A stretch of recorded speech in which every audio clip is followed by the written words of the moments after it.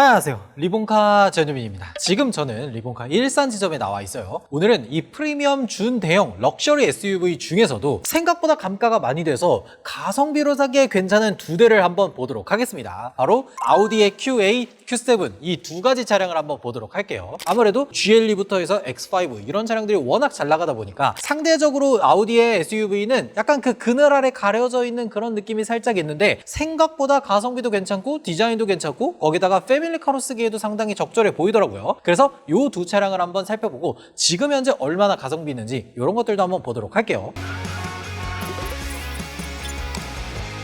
일단 Q8부터 한번 보도록 하겠습니다. 기본적으로 아우디 Q8은 45TDI, 50TDI, 55TFSI 여러 가지가 있습니다. 그 중에서도 55TFSI 모델로 가지고 왔어요. 왜 그러냐면 이 55TFSI 꽈트로 프리미엄 정도 등급이 되면 우리가 이제 프리미엄 럭셔리 SUV에게 원하는 모든 옵션들이 다 들어가 있을 뿐더러 실내 인테리어 재질이나 외관 이런 곳에서도 상당히 멋있더라고요. 기본적으로 Q8을 보면 이 범퍼 디자인이 크롬처럼 번쩍번쩍 빛나는 모델이 있고, 이런 식으로 이제 크롬 딜리트가 돼서 블랙 하이글로시로 되어 있는 이런 차량이 있습니다. 55TFSI 같은 경우에는 이런 식으로 블랙으로 들어가요. Q8이라는 자동차는 기본적으로 Q7보다 약간 쿠페형 느낌이면서 스포티한 느낌을 많이 살려놓은 자동차잖아요. 그러다 보니까 아무래도 이런 식으로 약간 검정색으로 되어 있는 차량들이 조금 더 날렵하면서 더 스포티한 느낌을 많이 주더라고요. 그리고 여기 보면 꽈트로가 들어가 있긴 한데 Q8에서는 꽈트로가 안 들어가 있는 모델이 없습니다. 전부 다 꽈트로가 들어가 있어서 이런 것도 굉장히 좋고요. 한 가지 더 차이점 중에 하나는, 보통 우리가 아우디라고 얘기를 하면 조명회사 이런 얘기를 많이 하잖아요. 그런 것처럼 이 안에 헤드램프 기능이 엄청 좋은 게 들어가 있는데, 실제로 우리가 쓸 수 있는 그 헤드램프의 기능은 앞차가 있는 부분을 제외하고는 상향등을 켜는 이런 지능형 헤드램프 기능은 들어가 있는데, 실제로 아우디가 기술력 테스트를 하는 영상이나 이런 것들을 보면 이 헤드램프 가지고 바닥에다가 이모티콘 같은 걸 그린다든지 방향을 표시한다든지 이런 기능들도 탑재하고는 있더라고요. 근데 국내뿐만 아니라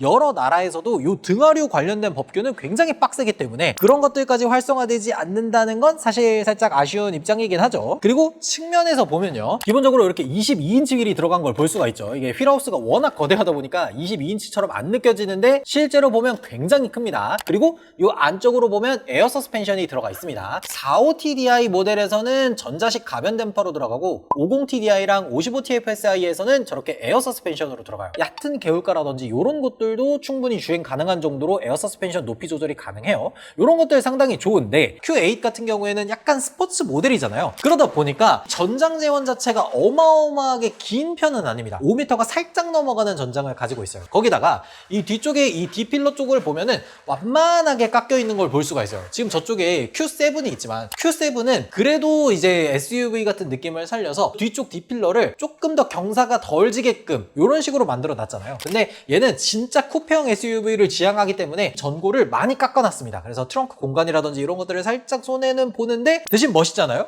멋있으면 됐지. 그리고 뒷 펜더 라인을 굉장히 부풀려 놨습니다. 약간 그 스포티한 자동차들에서 보는 듯한 그런 느낌을 가지고 있죠. 그리고 뒤쪽 디자인도 상당히 멋있는 편입니다. 요 리어램프나 이런 것들도 전부 다 LED로 되어 있고 굉장히 멋있는 디자인을 가지고 있죠. 여기서 확인할 수 있는 거는 55TFSI인지 어떤 트림을 가지고 있는지 이런 것들을 확인하는 건 굉장히 중요해요. 그리고 트렁크도 열어서 보면요, 생각보다 안쪽 깊이감이 꽤 있는 편입니다. 근데 아까도 봤다시피 뒤쪽 D필러 라인이 굉장히 누워있기 때문에 높이 공간을 효율적으로 쓰기에는 살짝 어려워요. 공식적으로 이제 아우디에서 얘기하는 바에 따르면 600리터가 조금 넘어간다고는 하는데 중형 SUV보다는 살짝 큰 트렁크 공간을 가지고 있다, 요 정도로 보시는 게 좋을 것 같아요. 그리고 Q8 같은 경우에는 7인승 시트까지는 지원하지 않습니다. 딱 5인승 시트로 되어 있고 2열이 4대 2대4로 되어 있는 요 정도 공간을 가지고 있어요. 거기다가 뒤쪽에 에어 서스펜션 높이를 조절하는 기능, 저런 것들도 들어가 있죠. 사실 요 Q8의 진가는 요 실내에 있거든요. 요 안에서 잠깐 보도록 할게요. Q7하고 Q8의 가장 큰 차이점은, Q7은 편안하게 가족들이 패밀리카로 사용할 수 있는 그런 지향점을 가지고 있기 때문에 멋을 부린다든지 이런 느낌이 별로 없어요. 대신에 Q8은 아빠들이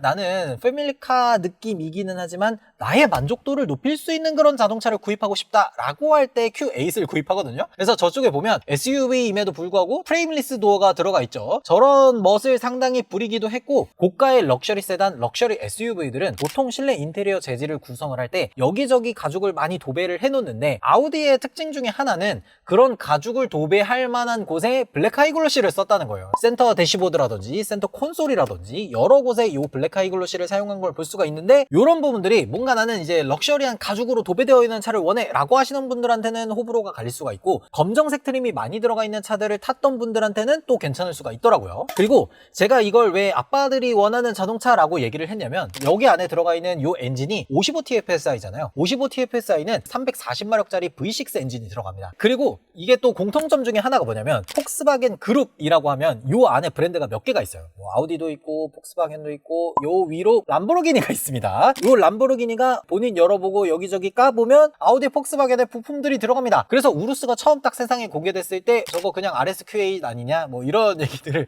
이건 이제 람보르기니 차주분들이 들으면 대노하실 것 같은데, 여튼 뭐 그런 얘기도 있었을 정도로 뼈대 자체나 이런 플랫폼, 성능 이런 것들은 우루스랑 거의 비슷하다라고 보시면 될 것 같아요. 그리고 시동을 걸었을 때 요 안에 들어가 있는 디스플레이가 계기판부터 해서 센터랑 요 아래쪽까지 해서 3개가 들어가 있긴 하지만 살짝 작은 듯한 느낌이 드는 게 조금 아쉬운 부분이긴 해요. 그렇다고 하더라도 옵션이나 이런 것들은 생각보다 많이 들어가 있는 편입니다. 위쪽으로 보면 헤드업 디스플레이 들어가 있고요. 여기 아우디 드라이브 셀렉트에 들어가 보면 에어 서스펜션의 높이를 조절하는 이런 버튼들도 전부 다 들어가 있어요. 거기다가 요 어라운드 뷰라든지 이런 기능들도 활성화되어 있으면서 요 아래쪽으로 보면은 이런 식으로 주행 보조를 위한 요 컬럼도 들어가 있습니다. 거기에다가 여기 보면 S라인이라는 요 표식도 들어가 있죠. 그러니까 전반적으로 봤을 때 패밀리카를 살 거긴 살 건데, 가족들을 위한 정말 전형적인 패밀리카 말고 그래도 내 마음에 어느 정도 드는 패밀리카를 구매하고 싶다라는 분들한테 참 적절한 차량이겠구나 생각이 들더라고요. 요 다음으로 전형적인 패밀리카인 Q7도 한번 보도록 할게요. 제 옆에 있는 Q7 같은 경우에는 옵션이 이제 조금 많이 들어가 있는 차량은 아니에요. Q7 중에서도 45TDI의 꽈트로 프리미엄 모델입니다. 그러다 보니까 아무래도 Q8 대비해서는 옵션이 살짝 빠지는 부분들이 좀 있거든요. 기본적으로 요 헤드램프의 성능도 Q8보다는 떨어지긴 하는데, 그래도 지능형 상향등 뭐 이런 것들도 다 작동을 하다 보니까 그런 것들은 살짝 아쉽지는 않고, 그릴에 레이더 센서 2개가 들어가 있어서 측면 차량에 대한 인식률이 꽤 높은 편입니다. 그리고 전반적인 디자인 자체가 굉장히 각져 있는 요 아우디의 패밀리 룩을 그대로 가지고 있어서 이런 부분들은 상당히 마음에 들더라고요. 보통 우리가 SUV 자동차를 구매할 때 우락부락하고 약간 각져 보이고 파워풀한 그런 느낌을 원하잖아요. 그런 이미지를 그대로 가지고 있으면서 가족들이 편안하게 탈 수 있는 패밀리카 SUV가 바로 Q7이라고 볼 수가 있겠죠. 그리고 측면에서도 보면요, 휠 같은 경우에는 20인치 휠이 들어가 있습니다. 아무래도 연비라든지 이런 것들에서 조금 더 이점이 있겠죠. 그리고 안쪽으로 보면은 에어 서스펜션이 들어가 있지는 않습니다. 에어 서스펜션은 요것보다 상위 트림에 들어가는 거고, 승차감이나 이런 것들은 사실 나쁜 편은 아닙니다. 보통 우리가 생각하는 Q3 요런 차량들은 준중형에서 소형 요런 차량들이다 보니까 이 서스펜션 댐핑을 굉장히 좀 단단하게 만들어 놓는 경향이 있는데, 준대형이나 대형급으로 올라오는 차량들은 조금 더 부드러운 승차감을 주기 위해서 노력을 많이 한 그런 것들을 느껴볼 수가 있어요. 그리고 전장 재원에 대한 길이는 5m가 넘어가는 크기를 가지고 있기 때문에 Q8보다 좀 더 긴 편이고, 측면에서 봤을 때 이런 기능들도 들어가 있기는 해요. 문을 닫았을 때 이렇게 고스 도어 클로징 이런 기능들도 들어가 있죠. 그리고 트렁크 공간을 효율적으로 써야 되는 차량이다 보니까 D필러도 트렁크 공간 높이를 해칠 정도로 완만하게 주지는 않은 그런 모습을 볼 수가 있죠. 그리고 나서 뒤쪽에서 보면은,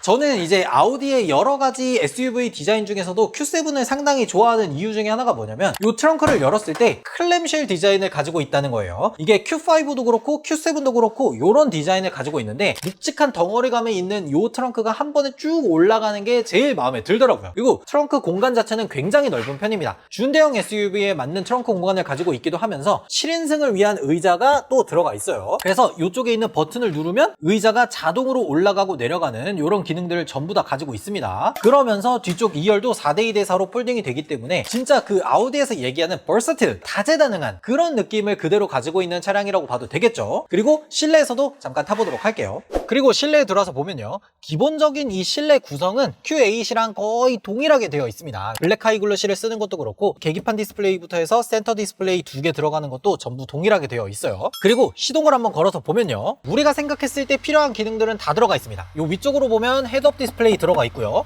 아래쪽으로 봤을 때 이런 식으로 주행 보조를 위한 컬럼 요거까지도 전부 다 들어가 있어요. 근데 이제 약간 디자인적으로 차이가 Q8하고 있는 편입니다. 지금 여기 보면은 S라인이 적혀있던 요 배지가 사라졌죠. 핸들 디자인도 살짝 다르고요. 제일 큰 차이점은 요 차량의 엔진이잖아요. 아무래도 디젤 엔진을 사용하다 보니까 가솔린 엔진보다 엔진 소음이 있는 건 어쩔 수가 없는데, 보통 이제 디젤 엔진이 조금 오래되고 이러다 보면은 떨림이 조금 있는 편이거든요. 근데 지금 여기에 제가 핸들에 손을 얹었을 때 느껴지는 건 심각할 정도로 달달달달 거린다거나 그런 느낌은 아닙니다. 사실 요 폭스바겐 브랜드가 디젤 게이트니 뭐니 뭐 이런 여러 가지 이슈 이슈가 있기는 했지만 유로7에 대응하는 디젤 엔진도 만들고 있기 때문에 만족스럽기는 한데 이런 식으로 이제 뭔가 전쟁이 났다거나 석유 파동이 있다거나 이러면은 한 번씩 조금 비싼 가격을 낸다는 게 불만이 될 수는 있겠죠. 그리고 뭔가 이제 시트의 형상이라든지 재질이라든지 이런 것들도 Q8 대비해서는 살짝 조금 떨어지는 듯한 그런 느낌이 좀 있어요. 그러니까 전반적으로 봤을 때 스포티한 느낌을 많이 주는 차량이라기보다는 많은 사람들이 편안하게 타고 다닐 수 있는 패밀리카 SUV라고 보는 게 훨씬 맞겠죠. 근데 제일 중요한 건 이 두 차량이 지금 현재 어느 정도의 가성비를 가지고 있냐, 그게 제일 중요하잖아요. 제 옆에 있는 Q8은 신차로 출고될 때만 하더라도 1억 2천만 원이 조금 넘었던 그런 차량이에요. 근데 아시다시피 아우디는 할인을 꽤나 적극적으로 하는 브랜드 중에 하나잖아요. 그러다 보니까 이 차량이 출고될 때 보통 할인을 한 1,600만 원 정도 했다고 하는 것 같더라고요. 이게 사실 할인을 안 할 수가 없는 게 경쟁 차량이라고 할 수 있는 뭐 X6나 이런 차량들도 할인을 꽤나 하고 있고, 할인을 안 하면 그런 차량들과 가격이 거의 비슷하게 돼요. 그러다 보니까 어쩔 수 없이 할인을 꽤 크게 하는 편이에요. 그래서 실제로 신차를 구입할 때 1억 한 700만 원 요 정도 근처에서 구매를 했던 차량이라고 보시면 됩니다. 그런 차량이 지금 이제 한 3만 킬로미터가 좀 넘었고 3년이 조금 넘었거든요. 그런 차량이 지금 현재 8천만 원 초반까지 내려왔더라고요. 이런 것들 생각해보면